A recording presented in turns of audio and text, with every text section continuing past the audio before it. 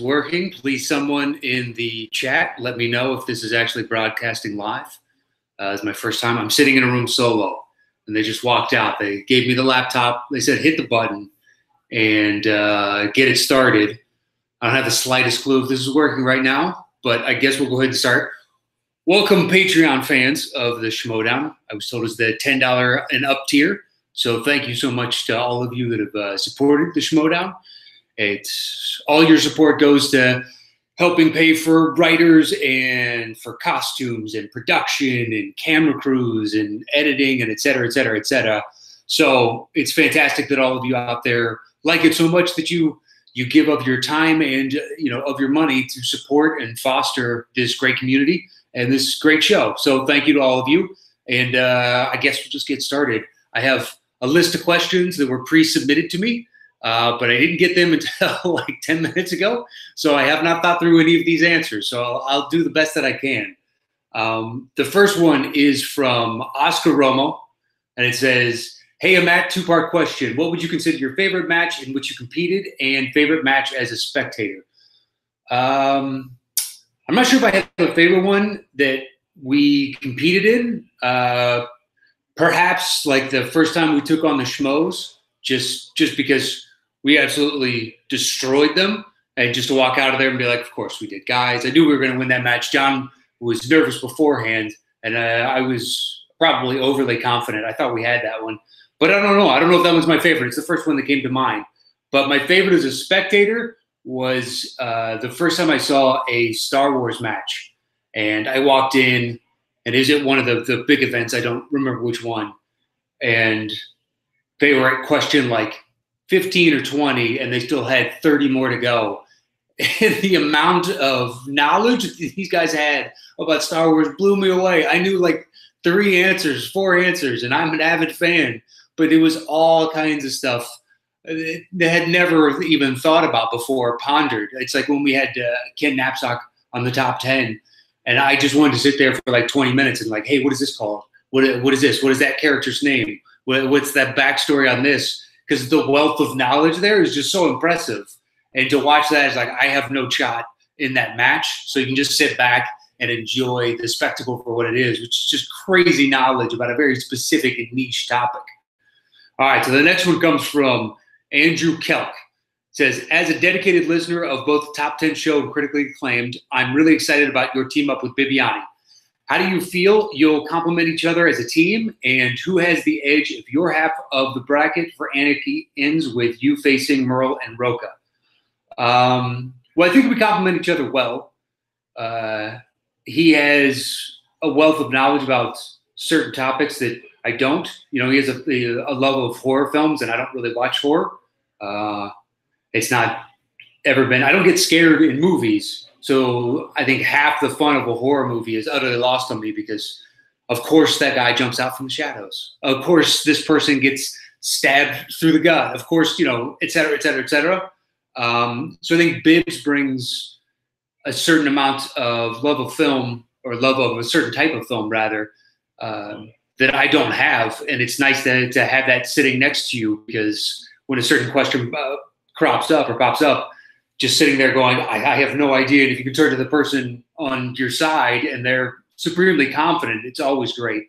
And then how do we feel if we end up against Merle and Roca? Fantastic. Fantastic. If anybody can rattle John's cage, you're looking at him right here. I know exactly how to push all his buttons, every single one. And Merle, I don't know. I'm not entirely sure how to get under his skin. But John, I can fluster Roca. I can do it. Not a problem. This one's from Kaiser Huang, and it says, what made you decide to participate in Anarchy, especially given that you haven't competed in quite a while?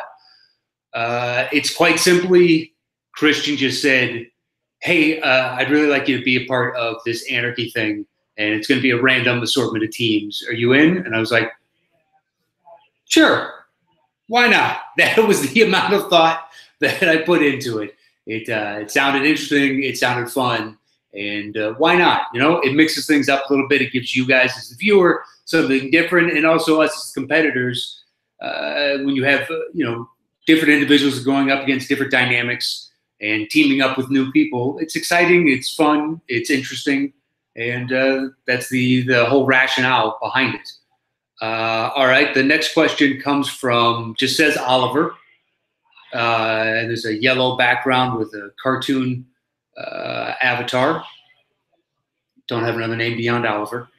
If you win the team belts with Roca again, would you then consider retiring?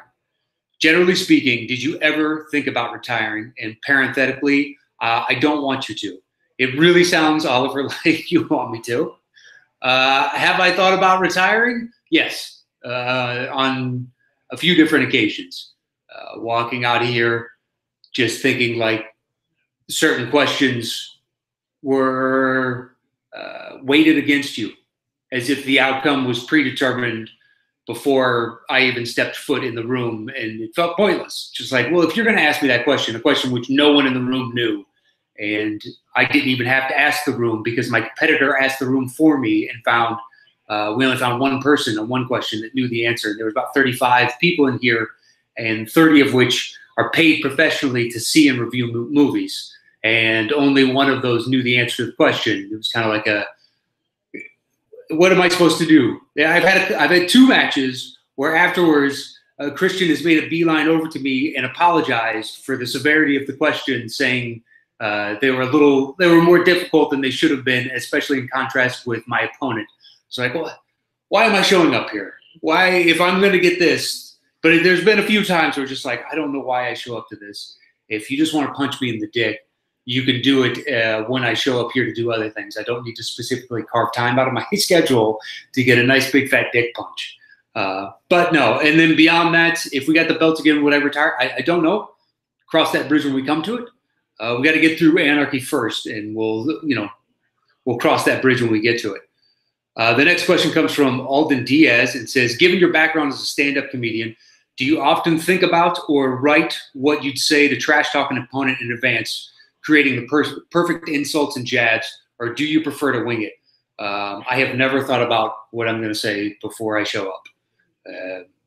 I don't know. I feel disingenuous doing that. I would imagine that you, the viewer, could see right through it, and it's just like a transparent attempt to talk shit because it's not organic and in the moment. I don't know if that's the case, but if it's genuinely like shit talking, it should be, to me, what is actually transpiring between the individuals, the interaction. You're reacting in the moment as opposed to coming up with a play that you've created beforehand. So no, I've never written a single thing. Although I've had at least one barb cut out of a show. I said something that apparently was deemed too offensive. Did it get the entire room to laugh? Yes, it did. And I saw people, a couple of people high-fiving off camera that you couldn't see as the viewing public at home. And then it got cut. I actually, it's one of the few matches I tuned in for because I was like, I wonder if they're going to actually let that one fly. And they didn't. I think they made the right decision because the joke wasn't at the expense of anybody on the show itself. It was at the expense of somebody else that wasn't there, but it was in conjunction with the people we were taking on. It was a team match, obviously. Once I say we, you can figure that out. But no, I've never written any of it beforehand. The next one comes from Eric Kroll. What happens to Team Top 10 if Roca and Merle win the tournament and maybe also the title? Well, Eric, fuck you. You're just assuming they beat me and Bibbs. So your question is invalid inherently. They still have to get through us to even get to sniff the title. So they're, let's see them do that first before I start crowning them champions. Question after that is from Corey Quinto. And it says, thoughts on being paired with Bibbs for the tournament, and does him having the singles title, singles championship belt help your confidence potentially go far in the tournament? Of course, it doesn't hurt. It helps, I think, our overall confidence because I am assuming it helps with his confidence. Now, he's walking in knowing that he is currently the singles champion and he is king of the hill, of that hill. So how does it hurt our team to have somebody right now that is playing their best game? I was about to say humming on all cylinders, but that's not a phrase. So I didn't, except to make fun of the fact that I almost said it. But yeah, I like being paired with Bibbs so far. We're respectful of one another. We complement each other really well, and we'll see how these matches play out. I don't know where we are in the timeline of Anarchy, so I'm not going to say what happens any which way. But tune in. Obviously, you will, since you're supporting the show, and I hope you enjoy. The next one is from Full Diver DX, and that's capital DX on that. It seems very key. I know you and Bibbs have named your Anarchy team, but consider for a second the Beasts of Might. Best team name of all time, or what? Full Diver DX. That could be one of the worst team names I have ever heard. The Beasts of Might. Wow. The Princes of Try. The Kings of Maybe. Yeah, I understand what you're trying to do, but I don't know that one really works for the two of us. But thank you for putting in the time. The next one is from Andrew Nally. What is your fondest memory of playing in the Schmodown? I don't know if I have a fondest memory other than I guess potentially when we won the championship belt, because I don't know, it felt like a fait accompli, like something that I knew we were going to do. So it was nice to actually do it, and then to turn around and lose that on Jeff Snyder guessing at the last second when they, JTE said they were locked and loaded on the wrong answer, and then the last second, because Snyder was going to answer the question, changed his mind and just blurted out the correct answer. That one hurt. So it was the nicest moment and the most bittersweet, because I thought we were going to hold on to that championship thereafter. But it was a good memory. It doesn't sully the memory nonetheless. David Goizueta. It's Goyzueta. I'm going to assume that's how you pronounce it. Pineapple on pizza, yes or no? Well, Dave, I've only had it once. It was when my wife was initially opening her pizza shop, and she had a pineapple and ham pizza, and I'd never had it before, and I thought it sounded disgusting, and I tried it, and I was stunned, floored, actually. It was good. Would I ever have it again? Like, if you're going to have pizza, I'll take a million other toppings. My wife and I went out and had pizza last night, because we try and go out once or twice a month and hit up a few different places and go see what's out there, see what people are doing, if there's any ideas in the marketplace and whatnot. But we have never once gotten any pizza with pineapple on it. I've gotten mashed potatoes, macaroni and cheese. Last night I had honey and squash. I've tried just about everything. Pineapple on pizza, it's surprisingly good, but I don't know that I'll ever order it again. So I hope that answers your question. And then, is that, okay, here we go. And these are the last few questions right here. From Brooklyn Vale, what is your favorite sandwich? I like anything roast beef, actually. So roast beef, French dip, something along those lines. Second question, what's one sport you never got to go, or you never got to try but always wanted to? There are numerous sports that, in theory, look like a lot of fun, like bobsled and skeleton or high lie. Those look like so much fun, but the chance of death is so high that, like, I got a friend that he's a professional wingsuit guy. He was one of the first to pioneer it. He had a long career in movies and commercials and whatnot, being a stunt guy, doing that, and I find that fascinating. I've talked to him endlessly about it and all the everything that goes into it and the calculations you have to make, and how close he's ever been to a terrible moment. And then whenever someone, unfortunately, some bad thing befalls within that industry, I text him and be like, hey, do you know that guy? And 9 times out of 10, it's like, yeah, we used to jump all the time together. That he was always a risk taker, or she was always really cautious, or whatever the case is. Like, wingsuiting looks incredibly fun, but I don't know if I've got the stones for that. I ski, I play basketball, and those are basically the two sports that I participate in on a regular basis. And that is about it. Occasionally some football, but anything beyond that, no. Albert Wyron Dharma. Wow. Wyron Dharma. Albert, I hope I got that right in the 7 tries. I'm pretty sure I did not.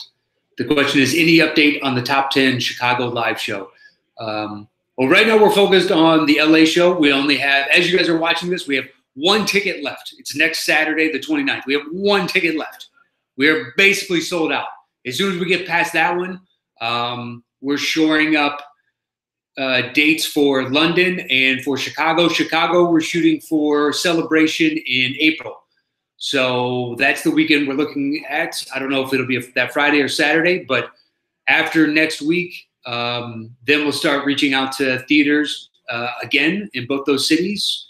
London, we have basically a theater lined up, but we've got to get the paperwork and everything done and shore up the date. And then Chicago, got to start looking around for the venues we want to go to. We'll probably try and stay near the convention center or something like that, because I'm assuming half the people that would come are in town for that, so they'll be staying in hotels in the area. But thankfully, that's all nicely located within Chicago. So that's what we're shooting for, is Celebration. Nothing set in stone, but that's the game plan as of right now. Considering it's 7 months away, I think we can make that happen. Jeremiah Fuentes says, Matt, since you're a big fan of basketball, who would you compare some of the legends of the NBA to some of the Schmodown competitors? Also, LeBron over MJ. Well, Jeremiah, I don't know that I can take your question seriously, because LeBron is not better than MJ. As a guy that's been watching basketball avidly, and avid is an understatement, for 35 years now, I watched Jordan through the entirety of his career and LeBron through the entirety of his. And in no way, shape, or form do I take LeBron over Jordan. It just doesn't happen. It's time. It's time? Yeah. I haven't even gotten through the questions yet. How dare you?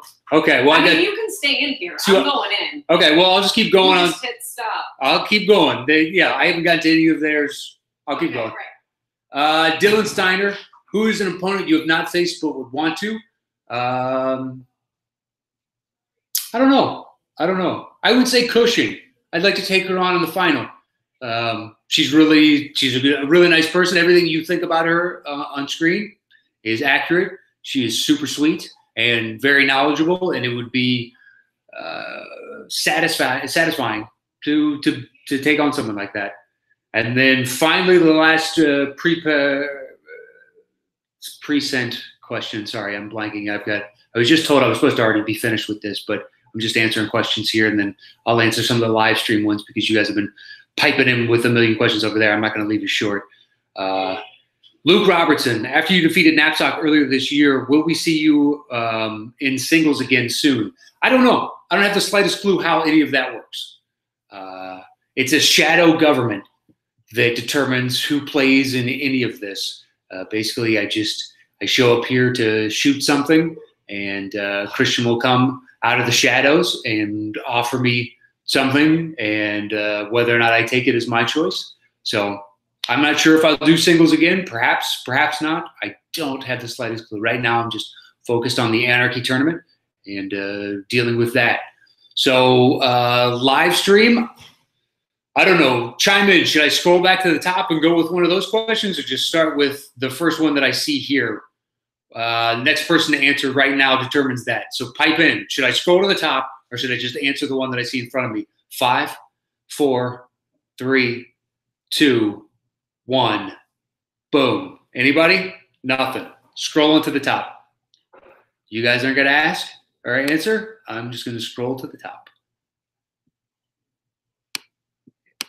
It's not letting. There we go. First question from Rob McDonald. With the top 10 doing live shows, how long until you come to my neck of the woods in Toronto? Ellis knows how great it is up here with his recent visit for TIFF. Look, all cities are a possibility. Right now, San Antonio and Houston more than likely is the next on the docket after the ones we've announced, just because they started a discussion in our Facebook group and got the comments up to like 100 and something of people saying they would come. So if Toronto wants to do the same within our Facebook group, or you can email us at top10live or the top10live at Gmail. You can do that there and email and say, hey, come to Toronto.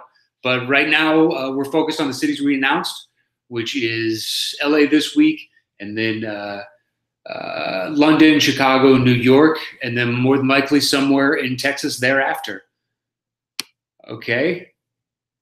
Did you get any goosebumps when you guys, and this is from Darth Oscar, did you get any goosebumps when you guys formed the 5 Horsemen at the live event? You know what's interesting about that is, look, I've done tons of live shows. I stopped counting at 2000 as a comic, and that was years ago.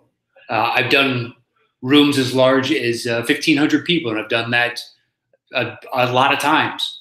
And so coming in, Christian was like, they're going to be amped. And I've been in front of big crowds that are amped before. And to see their reaction, it was like, no, he was right. They were actually better than I thought they would be. I didn't get goosebumps, but there was a huge amount of energy in the room, and it was impossible not to feed off of it. It felt fantastic. The amount of energy they were giving off was palpable within the room. So there you go. Let's see. The next one is from Milan. Let's see. Fafar, F-A or F-E-G. F-E-J-F-A-R. Yo, hey, Matt. What is it like to watch Rocha descend into the character of the outlaw? Did you feel like coming up with a certain type of personality for yourself? What would that be like? What would that guy be like? Cheers. I don't know. John showed up on the first one with the cowboy hat and the V for Vendetta mask. And it was like, what is this? And he's like, I don't know. This is what I'm going with. Like, all right, fair enough. Good on you. No, I don't think I'll ever do that. I'm just showing up as myself was more than enough for me. What is one of your favorite novels and why? I like reading history. Those are my favorite books. There's a million of those, but the first one that came to mind was Under the Banner of Heaven by John Krakauer. It's fascinating. It's a dual tale of something that's happening in modern times, and then it's flashing back to it's about the start of Mormonism. It's super interesting.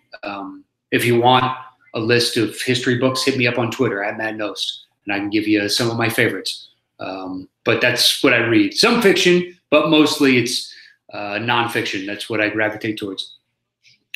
And then Paul Denuzzo is the last question that I see, and so it's the last question I will answer. Has Bibbs started preparing you for a big entrance? Bibbs is a wealth of ideas for entrances and for everything Schmodown. The guy is a huge fan of the Schmodown and follows it and knows it to a T, which is great to have in a teammate. Knows tons of players' strengths and weaknesses and whatnot. So yes, he has tons of ideas for entrances, so stay tuned as to what those will be. I hope you enjoy it. And I guess I'm over time on the live chat. Thanks for tuning in. Thank you for supporting the Schmodown on Patreon. I know that we at the Top 10 can't thank you guys enough for what you do for us, and I know everybody here feels the same way about the Patreon because it's allowed the show to grow, to reach out to new people, to foster new ideas, and to potentially create something really interesting and unique with this. And that wouldn't be here without you guys obviously watching and supporting online, but what you do here on Patreon is invaluable.